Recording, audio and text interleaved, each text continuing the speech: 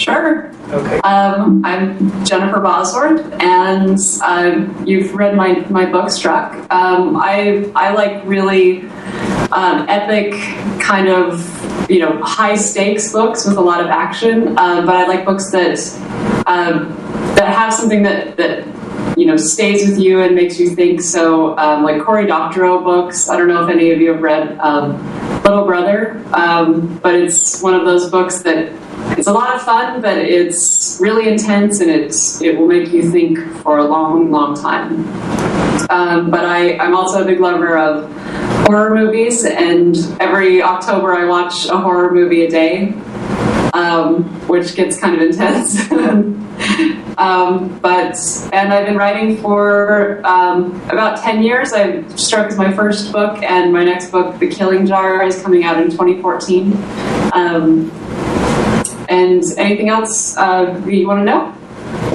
Yeah, you said you've been writing for 10 years, and is that only movies? No, actually, I started with books, and I got into movies after we moved out here. My husband and I moved to Los Angeles about 8 years ago. And I went through kind of a period where I gave up on writing novels a little bit, and I thought it might be easier to do screenplays because they're shorter. And so I started writing screenplays, and I don't really like the Hollywood world. There's not as much writing going on as there is like scheming and schmoozing and whatnot. So I do screenwriting just with my husband and only for stuff that he'll produce. And otherwise, I just stick with books because that's kind of my true love. Well, I'm interested in that connection between you and your husband and how that works with him being a filmmaker and you being a writer. And I mean, the thing that inspired us to choose this book was primarily the trailer that you just sent me. And so we thought, wow, this is really cool. We got to read this book. So it was actually Telma's suggestion in the first place. So what is that relationship? How does that working relationship work? And I guess maybe you could also get into a little bit more about your writing and what it has taken to be a writer, and how your life has progressed you in that direction. The working relationship with my husband Ryan, it actually developed. It took years to develop. Like at first, we did not work well together.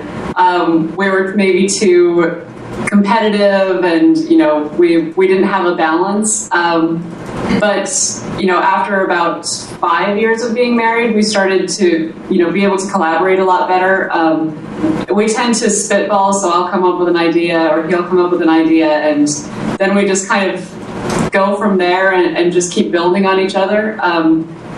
But at first, because it's a married relationship, it can be you can take things personally, which is something that can make the relationship harder. But I think we got to a point where we don't take things personally anymore. We just we understand that it's about making the best project, like it, and not about personal feelings and who gets ownership in what idea. But it took time. Like it's important to note that it wasn't like right off the bat we were working brilliantly together.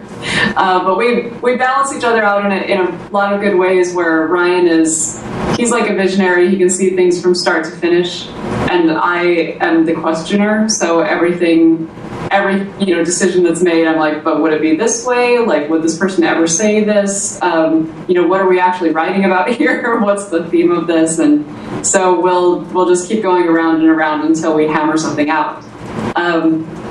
As far as the writing process, how I learned, what I was doing, I just read books. I just got a bunch of books from Barnes & Noble in the library about writing. Like Stephen King's On Writing was a good one. I got a lot of books about, they were like anthologies with a bunch of different essays on writing, and I just read and read and read, as much as I could about the process. And that I would say for writers, probably the best thing you can do is get a subscription to Writer's Digest magazine, because it's very practical advice. And there's a huge difference between the art, like the literary people who will tell you, you need to do it this way, and then there are the practical, more commercial writers usually who will say, like, do it this way. And a combination of the two really works for me. But one thing I did,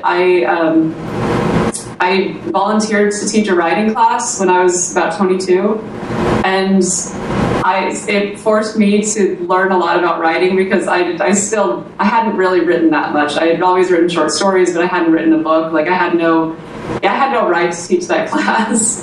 So I had to make myself educated enough to teach this class. So, and by the end of it, I felt like I knew what I was doing, even though I still hadn't written anything big.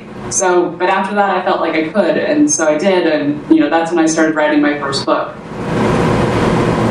Thank you. Anyone have any follow-up questions or questions related to the writing process or anything like that? Okay, well, let's move on to some other questions then. Why did you choose LA as the setting for Stratford? I really love LA, aside from like the Hollywood stuff. When we moved here, I grew up in Utah, and I lived there until I was like 25.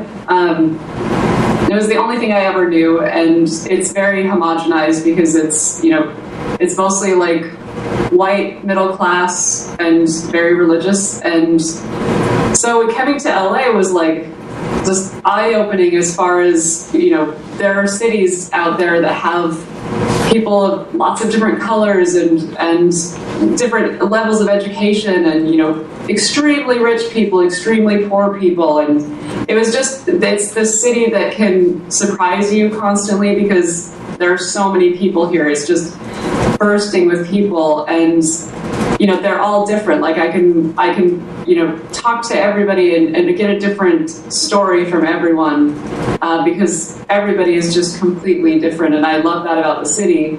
So I think I chose to set Struck in LA because I really love it, and it makes it more serious to me to destroy a city that I really love instead of one that I hate. So you hurt the ones you love. Okay, anyone else for a question? I have a question. I know you live in Utah, so were you basing the cult with the followers off of the Mormon religion? I based it on a lot of things, but I definitely took a few things, like, Mormons wear all white in the temple, and so I stole things like that, but a lot of other cults do kind of an all-white garb, too. Not that Mormons are a cult, but I stole from all over the place. I didn't want it to, I wanted it to be familiar. I didn't want it to be like something that you've never heard of and that you couldn't relate to. But I did get into a lot of trouble because I stole from so many real religions to create my fake cults, that a lot of people will read the book and feel like I was talking about them, when really I'm just trying to make it relatable. So yes, I stole a bit from Mormonism, but not as far as the belief system. It was more about, Mormons have a prophet and they have a, dressing all in white sort of thing. But other than that, there really wasn't there's no doctrine similarities. What about other things related to, the cults in the book? How does that relate to your personal, either religious or spiritual path, or was it completely unrelated, just sort of more of an intellectual thing for you? It's definitely, the reason I wanted to write this kind of book with this sort of theme is because, growing up in a place where a lot of the people think the same way, they're told, like, this is how you live and this is how you should be thinking, and that is what you're going to do. And that's what a good person is. And I was always a little bit of a rebel, and I never liked being told what to do or how to think. And so, I definitely carried that into Struck, where, I have a main character who's, extremely cynical, and she doesn't like other people telling her what she should believe. And so that's, in that way, I really, I relate to that character, and that's why I wanted to write a cynical character. But I think it's an important theme for young people, because you have so many people telling you what to do all the time. And eventually, maybe all you do is listen to other people who are telling you what to do. But I think it's really important to remind it doesn't matter how young kids are, like, think for yourself. It doesn't mean you don't listen to anyone, but listen and then think for yourself. And that was the main theme for me is just, don't let anybody else do your thinking for you. And, that did come from my religious upbringing, because I did grow up Mormon, so. Any other questions? What inspired you to write about a girl addicted to lightning strikes? What was the question again? What inspired you to write about a girl who is addicted to lightning strikes? I actually, I was going to just write a book about a girl who was a human lightning rod. And those people exist, like people who, are just struck by lightning repeatedly for some reason. And so I started doing some research on, these real-life human lightning rods. And I read about the guy who holds the world record for lightning strikes. Most strikes survived, and that's 7. And, he was a park ranger, and so he was outside all the time, and he was always in danger. So he would drive around with a bucket of water in the back of his truck in case he was struck by lightning and caught on fire and had to put himself out. And people started to avoid him. Nobody wanted to be standing next to him during, a storm can come out of nowhere, and, nobody wants to be standing next to you when you're struck by lightning. So, I read about this guy, and I was just fascinated because, he could have just gotten a different job. He could have stopped being a park ranger, go and, just get a nice office job, a roof and air conditioning, so I had to ask myself, why just keep doing this? Why keep putting yourself in danger? And I speculated about, maybe he likes being struck by lightning, It's, maybe it's like a drug, like it's this charge that makes you feel alive. And, obviously that was probably not the case with him, but it was just, I like to, look at real weird phenomena and try and convert that into something that can make a good story. So, I was just inspired by this guy's story and by the weirdness of it, and so I made it my own and created a lightning addict instead of a lightning rod. Pazong or Thelma, either of you have things you'd like to ask? Do you have children? No, I have a really cute dog, though. Who I got to meet the other day. You did? Well, we had to do a test for the Skype session, and I was at home, and she was at home, and she introduced her little dog. Well, you kind of touched on the strong female heroine type, and I guess I'm one of the older people here, but and you said you're kind of, fascinated by horror, maybe sci-fi even, and going back to Aliens and with Sigourney Weaver, she was, as I recall, one of the first to be out there and in a film, Aliens, and be that strong figure that could really handle things. And are there any other pictures you've been influenced by or films? Yeah, definitely. Sigourney Weaver in Aliens was a huge one, and Linda Hamilton in Terminator 2. Yes.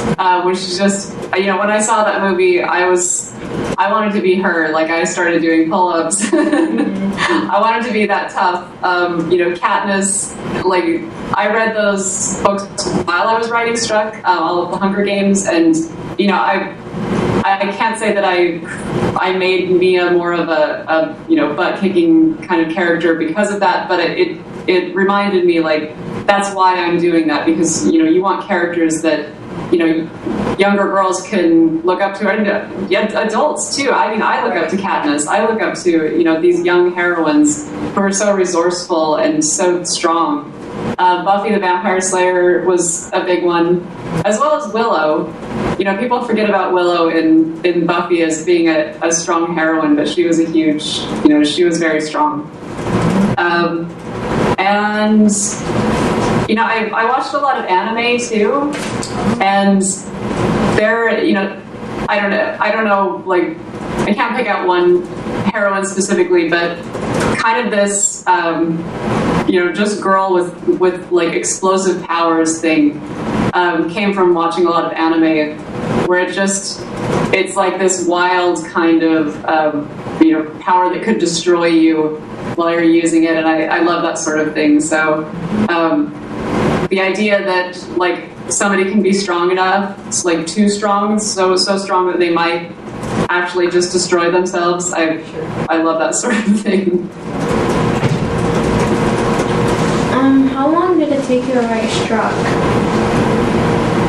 The first draft took about 6 months, and from the very first draft to the very final draft that I turned in, it was about 2 years. I actually gave my agent, before she signed me, a really rough version of the book, because I met her at a writing conference, and I pitched it to her before it was finished, and she asked to see it, and so I had to hurry and finish it, and I didn't want to tell her that I pitched her something that I had only written half of, so I hurried and wrote the rest, and it probably made no sense, but she still liked it. But we worked on revisions together for about a year, and I just kept rewriting the book and trying to make the plot work, because it was so intricate, and I'm not much of a plotter, but I like plotty things, so I made it a lot harder for myself than I needed to.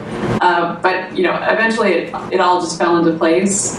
But now I am definitely, I try to think everything through before I write it and plot it out, because, like, the book that I'm working on right now, The Killing Jar, I sold that on proposal, and so I hadn't actually written it yet. And my deadline is in a couple weeks. So, but I started writing it at the beginning of January. So, I definitely needed to learn how to write more efficiently, and plotting helps you do that. Plotting ahead of time. So,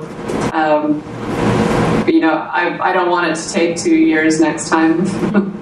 Is Killing Jar related to Struck? It's not in the same world, but they share a lot of the same themes. So it's about a kind of like a hippie commune, but it's got a supernatural twist, and the character has kind of an energy-based power as well, a different kind of energy-based power. So very similar, sorts of books. They're in the same vein, but they're not. It's not a sequel. Our students are going to have to leave really shortly for their next class, but I want to make sure that if we get any last-minute questions in, and if you need to, I can write you a pass to get to the class late. Would you consider your book to be a movie? And would your husband be involved in it? Yeah, I mean, we're definitely working on it, and the reason we put so much effort into the book trailer, because we produced it, I wrote it and produced it, and Ryan directed it. It's because we wanted to be able to show it to people and say, like, this is your movie, this is what it will be like. It will be epic, and but it would be a really expensive movie, and it's hard to get a really expensive movie off the ground. So, even The Hunger Games didn't become a movie until it was like a huge, smashing success. But you have a lot of less expensive movies to make, like Warm Bodies. That that one's like mid-range, and that's easier to adapt. Whenever you have to destroy a city, it gets really expensive. But we're working on it. We're trying. So you did a good job in the trailer, or Ryan did. Yeah. The two of you did. Yeah. Thank you. Anything else to add before we say our farewells? Well, thank you so much for agreeing to meet with us and for being so eloquent with your answers and taking your time out to do all the testing and communications to make it all happen. We really appreciate it. Of course, this is fun. This is my first Skype session, so